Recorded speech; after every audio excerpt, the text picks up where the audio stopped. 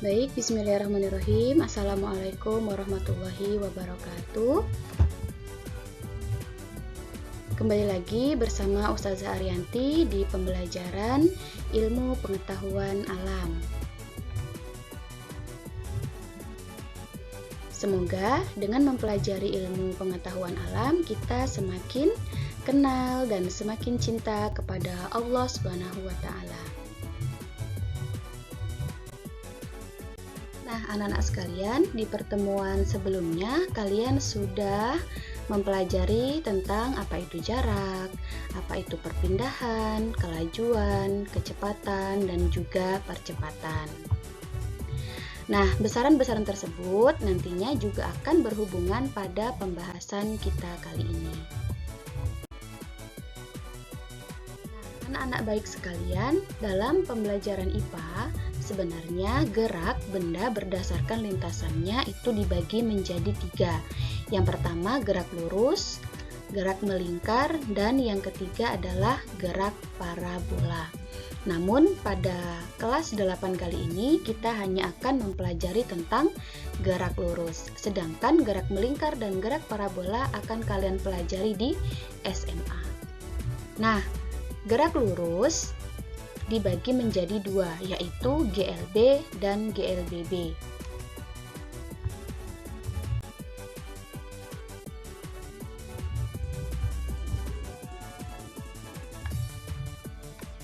Sebelum kita bahas tentang gerak lurus, GLB dan GLBB, kita lihat dulu ya tujuan pembelajaran kita kali ini.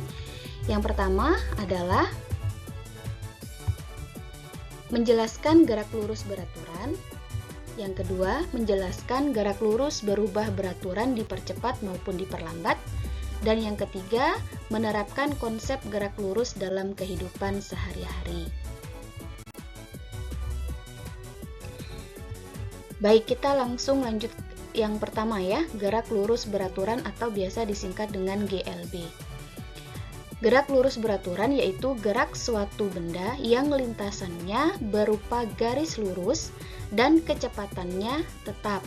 Dalam hal ini berarti suatu benda yang disebut dikatakan bergerak lurus beraturan ketika tidak memiliki percepatan alias A-nya sama dengan 0. Perhatikan ilustrasi berikut ini.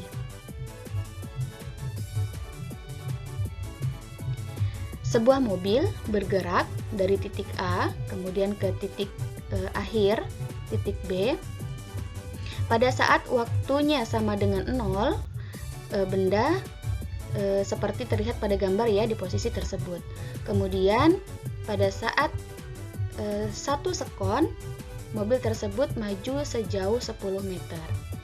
Kemudian pada waktu 2 sekon, mobil tersebut maju lagi dari titik yang kedua sejauh 10 meter per sekon.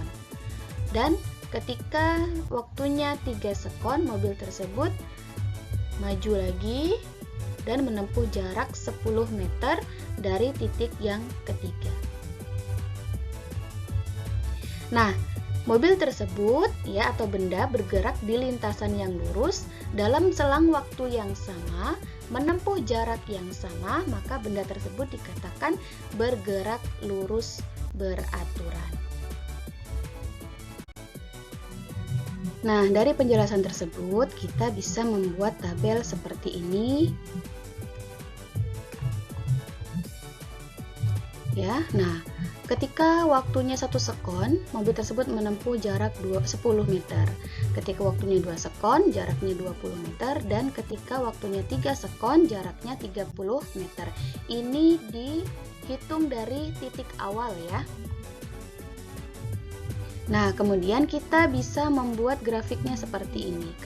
Jika sumbu X adalah waktu, satuan sekon, dan sumbu Y adalah jarak, maka kita bisa buat, nah ini adalah waktunya 1 sekon, 2 sekon, 3 sekon. Ini jaraknya yaitu 10 meter, 20 dan 30 meter.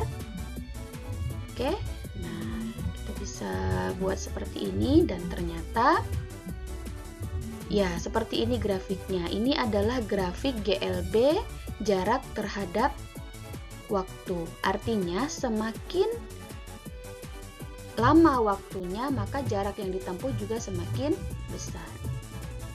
Lalu bagaimana dengan kecepatannya? Tadi konsepnya pada GLB kecepatannya adalah sama, ya, tidak berubah. Maka kita hitung dulu, ya, kita coba hitung kecepatannya. Nah, rumus GLB yaitu mencari kecepatan, ya, sama dengan S dibagi T. Maka kita lihat, kita cari kecepatan pertama, ya. Kecepatan pertama S-nya 10, T-nya 1, maka kecepatannya adalah 10 meter per sekon. Kemudian kecepatan yang kedua, jaraknya 20 meter, waktunya 2 sekon, ya, ini, maka kecepatannya adalah 10 meter per sekon. Bagaimana dengan kecepatan di menit yang ketiga, atau di detik yang ketiga, yaitu jaraknya 30, waktunya 3 sekon, maka kecepatannya 10 meter per sekon. Nah, ternyata di sini kita bisa membuktikan bahwa kecepatan mobil tersebut adalah sama. Maka kita bisa membuat grafik seperti ini. Ya. Sama, sumbu X adalah waktu dalam satuan sekon, sumbu Y adalah kecepatan. Maka karena kecepatannya sama, maka grafiknya ya lurus. Ini adalah grafik GLB V terhadap T, kecepatan terhadap waktu.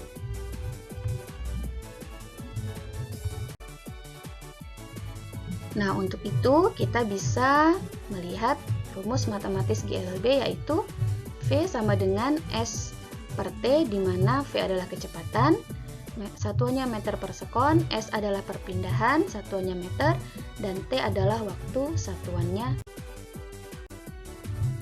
Baik.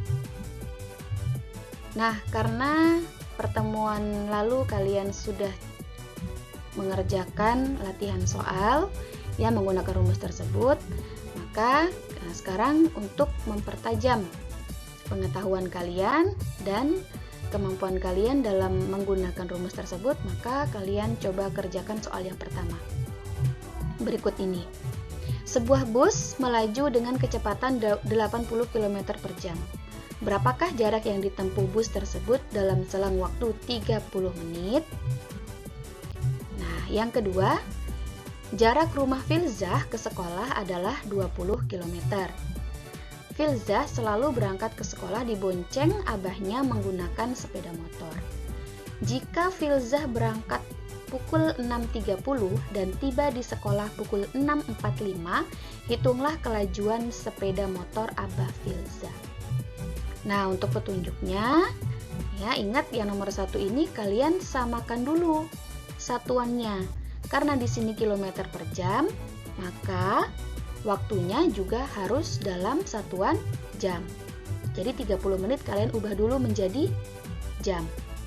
Untuk nomor 2, kalian cari dulu waktu yang diperlukan Filzah dari rumah hingga ke sekolah. Berangkat pukul 6.30 sampai di sekolah pukul 6.45, berarti berapa waktunya? Dan nanti itu juga kalian ubah ke dalam satuan jam.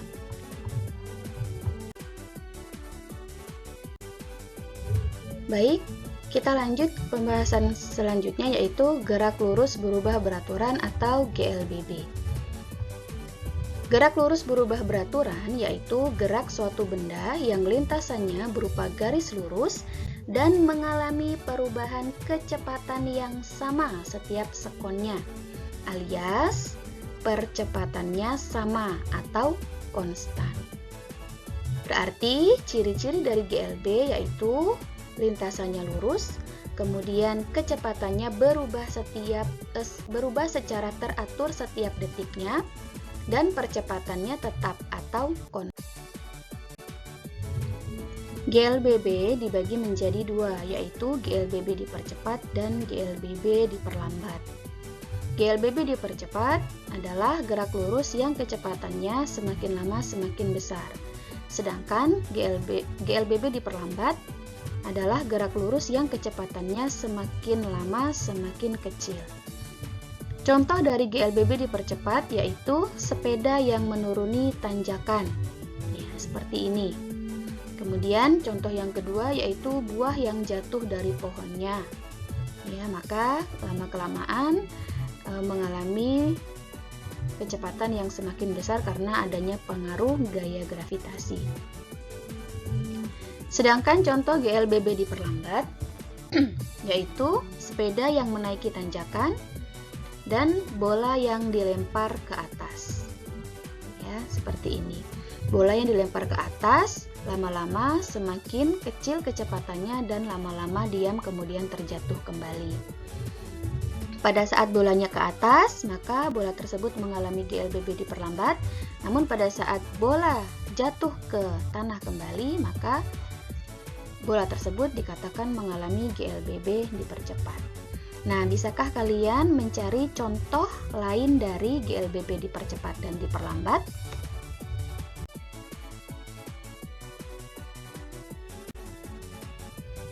Baik, sekarang kita coba diskusikan kasus atau peristiwa berikut ini. Sebuah benda berhenti di lampu merah. Saat lampu berwarna hijau, sepeda motor tersebut melaju hingga kecepatan 20 meter per sekon dalam selang waktu 5 sekon dengan proses perubahan seperti pada tabel berikut ini. Nah, kita bisa lihat tabelnya pada saat T0, V-nya 0, T1, V-nya 4, T2, V-nya 8, dan seterusnya. Nah, berapakah perubahan kecepatan setiap sekonnya? Oke, dari tabel tersebut kita bisa membuat grafik GLBB ya. Sebelum kita jawab tadi A-nya berapa. Oke, kita buat grafik seperti ini. Jika sumbu X itu adalah waktu ya, 1, 2, 3, dan 4. Kemudian sumbu Y adalah kecepatan 4, 8, 12, dan 16. Maka kita bisa hubungkan tadi ini 0, T-nya 0 kecepatannya 0, T-nya 1 kecepatannya 4, T-nya 2 kecepatannya 8, T-nya 3 kecepatannya 12, dan T-nya 4 kecepatannya 16. Maka kita buat grafik seperti ini. Nah, ini adalah grafik GLBB kecepatan atau kelajuan terhadap waktu. Artinya semakin lama waktunya maka kecepatannya semakin besar. Nah, bagaimana dengan percepatannya? Ya, kita hitung seperti ini ya. Kalian sudah pelajari rumus mencari percepatan, yaitu V2 dikurang V1 dikurang T2 kurang T1. Kita cari A1-nya dulu. Kita buktikan apakah A-nya sama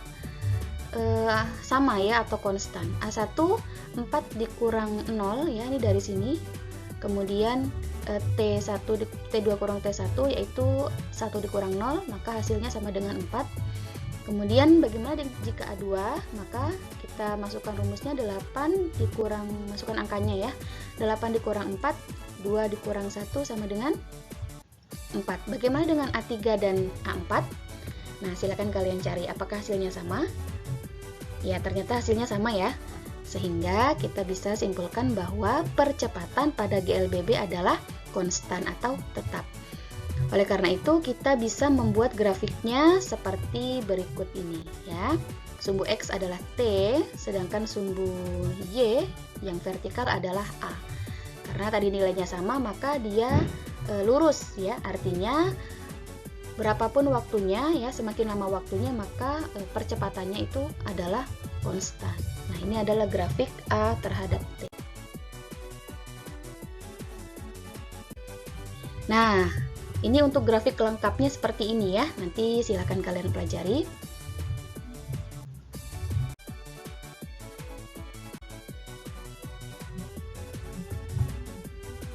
Baik, kita masuk ke rumus matematis GLBB. Nah, ini rumusnya. Ini Ustazah sudah buatkan tabel antara GLB dengan GLBB ya. Nah, ini untuk mencari kecepatan pada GLBB, kemudian untuk mencari percepatan karena GLB tidak punya percepatan ya. Nah, rumus mencari percepatan pada GLBB seperti ini. A sama dengan delta V dibagi delta T ya. Delta itu artinya perubahan. Kemudian kecepatan akhir VT sama dengan V0 plus A dikali T. Sementara untuk jarak pada GLB kalian bisa menggunakan rumus S sama dengan S0 jarak mula-mula ya ditambah dengan V kali T. Sedangkan pada GLB ya ini ada dua rumus jarak. Yang pertama, V0 dikali T ditambah setengah AT kuadrat. Ini rumus jika diketahui percepatannya. Namun jika tidak diketahui percepatannya, kita bisa menggunakan rumus yang ada di bawahnya. S sama dengan V1 ditambah V2 dibagi 2 dikali dengan T. Nah, mungkin kalian bingung, Ustazah kok ada V0, ada V1, ada V2, ada VT, itu bagaimana? Nah, V0 itu V mula-mula ya, itu sama dengan V1. Jadi beberapa buku penulisannya ada yang V0, ada V1 gitu ya. Jadi sama, V2 itu sama dengan VT. Nah, keterangannya seperti yang bisa kalian baca berikut ini. Nah, ini dengan catatan A bernilai positif jika dipercepat. Ya, sedangkan A bernilai negatif jika diperlambat. Jadi ketika kalian mencari A menggunakan perhitungan kemudian hasilnya negatif, jangan bingung karena itu artinya benda mengalami perlambatan atau diperlambat. Oke, baik, sekarang kita simak contoh soal berikut ini ya. Sebuah mobil bergerak dengan kecepatan 72 km per jam. Dalam waktu 10 sekon, mobil tersebut mengalami percepatan 5 meter per sekon kuadrat. Nah, hitunglah jarak dan kecepatan akhir mobil tersebut. Yang perlu kita cari ya, yang perlu kita lakukan pertama-tama adalah kita identifikasi dulu yang diketahui. Nah, di sini diketahui V1 atau kecepatan awal sama dengan 72 km per jam. Nah, ini harus kita rubah dulu menjadi meter per sekon ya, karena waktunya 10 sekon dan A-nya meter per sekon kuadrat. Jadi harus kita samakan dulu satuannya. Caranya kilometer per jam dijadikan meter per sekon. Kilometer dikali dijadikan meter ya, dikali 1000 sehingga 72.000 dibagi 1 jam dijadikan sekon 3.600, hasilnya 20 meter per sekon. Oke, jika sudah kita tulis apa yang diketahui, maka kita identifikasi apa yang ditanya sih. Ternyata yang ditanya ada dua, yaitu jarak atau S dan kecepatan akhir atau V2. Maka kita bisa jawab karena yang ditanya yang A adalah S ya, maka kita gunakan rumus S sama dengan V0 dikali T ditambah setengah AT kuadrat. Kita masukkan angkanya. V0-nya 20, T-nya 10, kemudian setengah, A-nya 5, dan T-nya 10 ya, kuadrat, jangan lupa. Kemudian dihitung seperti ini ya, dan hasil akhirnya adalah 450 meter ya. Ini untuk jarak yang ditempuh mobil dalam waktu 10 sekon. Bagaimana dengan kecepatan akhirnya atau VT? Ini Ustazah pakai VT, di situ V2 ya. Nggak apa-apa, mudah-mudahan kalian nggak bingung. V0 ditambah A dikali T. Nah, VT sama dengan V0-nya 20. Percepatannya 5 dan T-nya sama dengan 10. Ingat, jika ada penjumlahan dan perkalian dalam bentuk seperti ini, maka kita harus selesaikan yang perkalian atau pembagiannya dulu. Maka 20 ditambah, ini 5 harus dikali dengan 10 dulu ya. 5 kali 10 sama dengan 50, hasilnya adalah 70 meter per sekon. Jadi, jarak yang ditempuh mobil dalam waktu 10 sekon adalah 450 meter, sedangkan kecepatan akhirnya adalah 70 meter per sekon. Oke, tadi sudah ada contoh soal, sekarang kalian coba kerjakan soal berikut ini ya. Sebuah kapal Galaherang mula-mula mempunyai kecepatan 20 meter per sekon mendekati alun-alun Kapuas. Nah, kemudian dilakukan pengereman dan dalam waktu 10 sekon kapal tersebut berhenti. Oke. Hitunglah yang A perlambatan kapal, yang B jarak yang ditempuh kapal mulai dari pengereman hingga berhenti. Untuk petunjuk ya, kita harus tahu bahwa ketika benda itu berhenti maka kecepatannya adalah 0 ya. Oke, itu soal yang ketiga. Satu lagi supaya kalian lebih lihai. Soal yang keempat, sebuah mobil mula-mula dalam keadaan diam, kemudian bergerak dengan percepatan 2 meter per sekon kuadrat dalam waktu 1 menit. Hitunglah kecepatan akhir mobil atau VT atau V2 ya, berarti yang B jarak yang ditempuh mobil. Nah, ini kalian sajikan nanti dalam satuan kilometer. Nah, petunjuknya yang pertama ingat tadi jika benda diam maka V-nya sama dengan 0. Kemudian kalian ubah dulu satuan menit menjadi sekon ya. Nah, ini 1 menit diubah menjadi sekon. Karena apa? Karena percepatannya ini meter per sekon. Ya. Kemudian yang ketiga, ubah satuan akhirnya nanti menjadi kilometer. Sekalian, alhamdulillah materi kita pada